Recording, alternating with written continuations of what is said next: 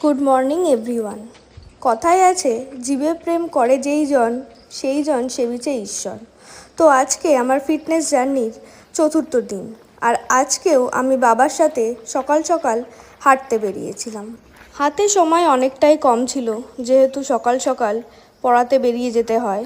তাও যেটুকু টাইম পেয়েছি, এই যে আমাদের বাড়ির সামনে একটা মাঠ আছে, সেই মাঠেই অনেক পাক বলবো না, 3-4 পাক আমি দৌড়েছি। তো এতে আমার বায়ুও পরিবর্তন হলো, মাইন্ডটাও একটু ফ্রেশ হলো এবং কিছুটা কাজও হলো।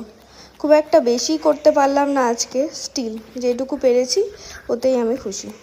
তো আজকে এই পর্যন্তই, আর আবার কালকে দেখা হবে। Stay tune. আর তোমরা যারা অনেকেই ভাবছো যে শুরু করব কিন্তু টাইমের অভাবে শুরু করতে পারছো না, আমি তাদের বলবো জাস্ট একটু কষ্ট করে শুরু করো। একবার শুরু করলে আর থামতে পারবে না। চলো, টাটা।